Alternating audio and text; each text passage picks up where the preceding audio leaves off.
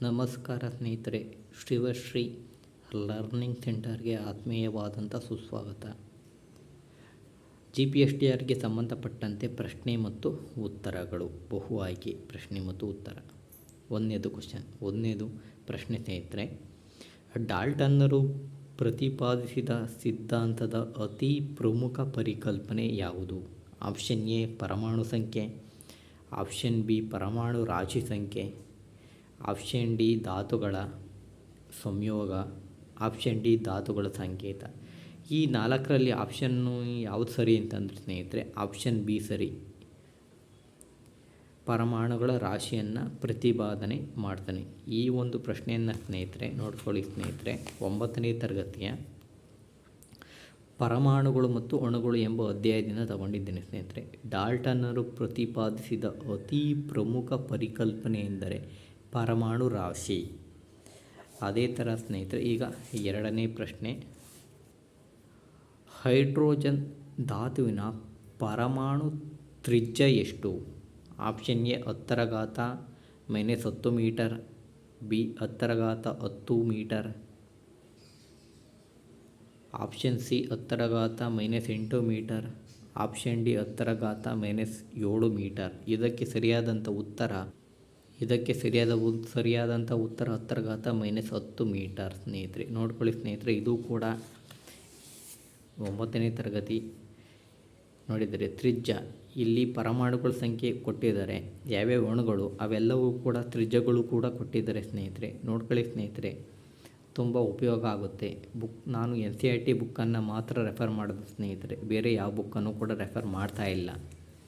ಮತ್ತು ಮೂರನೇ ಪ್ರಶ್ನೆ ಸ್ನೇಹಿತರೆ, 9 ಗ್ರಾಂ ನೀರನ್ನು ವಿಭಜನೆಗೊಳಪಡಿಸಿದರೆ ಯಾವಾಗಲೂ ಹೈಡ್ರೋಜನ್ ಮತ್ತು ಆಕ್ಸಿಜನ್ಗಳು ದೊರೆಯುವ ಅನುಪಾತವೆಷ್ಟು?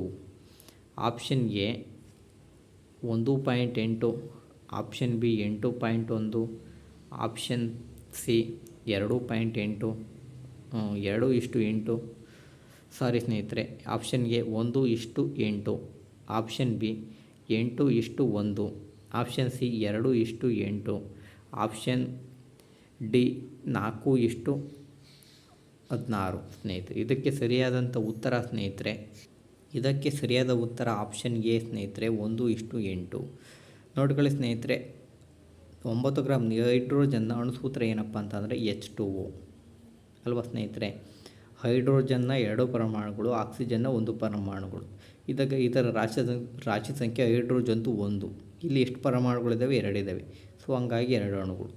ಅದೇ ಥರ ಆಕ್ಸಿಜನ್ನ ಪರಮಾಣು ಸಂಖ್ಯೆ ಎಷ್ಟಪ್ಪ ಅಂತಂದರೆ 16. ಇವೆರಡನ್ನೂ ಕೂಡ ಡಿವೈಡ್ ಮಾಡ್ಕೊಂಡ್ರೆ 2 1 2, 2 8 16, 1:8 ಬರುತ್ತೆ ಸ್ನೇಹಿತರೆ. ಸೊ ಹಾಗಾಗಿ option A is right answer. ಅದೇ ಥರ ಸ್ನೇಹಿತರೆ, ಸಲ್ಫೈಟ್ನ ಸಂಕೇತ ಯಾವುದು? Option A SO4 2-, option B SO3 2-, option C S2-, option D SO4. ಇದಕ್ಕೆ ಸರಿಯಾದಂಥ ಉತ್ತರ ಆಪ್ಷನ್ ಬಿ SO3 2- ಸ್ನೇಹಿತರೆ. ಈ ಒಂದು ಪ್ರಶ್ನೆಯನ್ನು ಕೂಡ ಪರಮಾಣುಗಳು ಮತ್ತು ಅಣುಗಳು ಎಂಬ ಪಾಠದಿಂದಲೇ ಕೂಡ ಆಯ್ಕೆ ಮಾಡ್ಕೊಂಡಿದ್ದೀನಿ ಸ್ನೇಹಿತರೆ. ನೋಡ್ಕೊಳ್ಳಿ ಸ್ನೇಹಿತರೆ, ಬಹುಪರಮಾಣುಯ ಅಯಾನುಗಳು ಸಲ್ಫೈಟ್ ಮತ್ತು ಇದರ ಸಂಕೇತ SO3 2-. ಇದನ್ನೆಲ್ಲ ಹೇಗೆ ನೆನಪಲ್ಲಿಟ್ಕೋಬೇಕು ಅಂತಂದರೆ ಸ್ನೇಹಿತರೆ, ಒಂದು ಟ್ರಿಕ್ಸನ್ನು ಉಪಯೋಗಿಸ್ಕೋಬೇಕು. ನಾನು ಆ ಟ್ರಿಕ್ಸನ್ನು ಹೇಳ್ಕೊಡ್ತೀನಿ ಸ್ನೇಹಿತರೆ. ಇವೆಲ್ಲವೂ ಕೂಡ ನೆನಪಲ್ಲಿ ನಾವು ಇಟ್ಕೋಬೇಕು. ಮತ್ತು GPSTR ಪ್ರಶ್ನೆ ಏನಾದ್ರು ಕೇಳಿದಾಗ ನಾವು ಕರೆಕ್ಟಾಗಿ ಡೆಫಿನೇಟ್ ಆದಂಥ ಆನ್ಸರನ್ನು ಉತ್ತರ ಕೊಡಬೇಕು. ಅದಕ್ಕೆ ಸ್ನೇಹಿತರೆ ನೋಡ್ಕೊಳ್ಳಿ ಸ್ನೇಹಿತರೆ, ನಾನು ಎಲ್ಲವನ್ನೂ ಕೂಡ ಅವುಗಳ ಸಂಕೇತಗಳನ್ನು ಮತ್ತು ಅಯಾನುಗಳ ಹೆಸರುಗಳನ್ನೆಲ್ಲ ಬರ್ಕೊಂಡು ಗೋಡೆಗೆ ಅಂಟಾಕೊಂಡಿದ್ದೀನಿ ಸ್ನೇಹಿತರೆ. ನೀವು ಈ ರೀತಿ ಮಾಡ್ಕೊಂಡು ಊಟ ಮಾಡ್ಬೇಕಾರೆ ಏನಾರು ಅಥವಾ ಕೆಲಸ ಮಾಡ್ಬೇಕಾರೆ ಪ್ರತಿ ಟೈಮಲ್ಲೂ ಕೂಡ ನಿಮಗೆ ಡೌಟ್ ಬಂದಾಗ ನೋಡ್ತಾ ಇರಿ ಸ್ನೇಹಿತರೆ. ನೋಡ್ತಾ ಇದ್ದಾಗ ಮೆದುಳಿನಲ್ಲಿ ಇವು ಪ್ರಿಂಟ್ ಆಗ್ತವೆ ಸ್ನೇಹಿತರೆ, ಮರೆತು ಹೋಗಲ್ಲ. 21 ದಿನಗಳ ಕಾಲ ಕಂಟಿನ್ಯೂಸ್ ಆಗಿ ನೀವು ದಿನನಿತ್ಯ ನಿಮಗೆ ಬಿಡುವ ಟೈಮಲ್ಲೆಲ್ಲ ನೋಡ್ತಾ ಇದ್ದಾಗ ಸ್ನೇಹಿತರೆ ಮೆದುಳಿನಲ್ಲಿ ಇವೆಲ್ಲ ಪ್ರಿಂಟ್ ಆಗಿರ್ತವೆ. ಹಾಗಾಗಿ ಈ ಟ್ರಿಕ್ಸನ್ನು ದಯವಿಟ್ಟು ನೀವು ಕೂಡ ಉಪಯೋಗಿಸ್ಕೊಳ್ರಿ ಮತ್ತು ನಿಮ್ಮ ಸ್ನೇಹಿತರಿಗೂ ಕೂಡ ಹೇಳಲಿ ಅಂತ ಹೇಳ್ತಾ ನನ್ನ ಈ ಒಂದು ವಿಡಿಯೋವನ್ನು ಮುಗಿಸ್ತಾ ಇದ್ದೇನೆ ಸ್ನೇಹಿತರೆ. ಧನ್ಯವಾದಗಳು. ಈ ವಿಡಿಯೋ ಇಷ್ಟ ಆದರೆ ಲೈಕ್ ಮಾಡಿರಿ, ಶೇರ್ ಮಾಡಿರಿ, ಕಾಮೆಂಟ್ ಮಾಡಿರಿ ಸ್ನೇಹಿತರೆ. ಧನ್ಯವಾದಗಳು.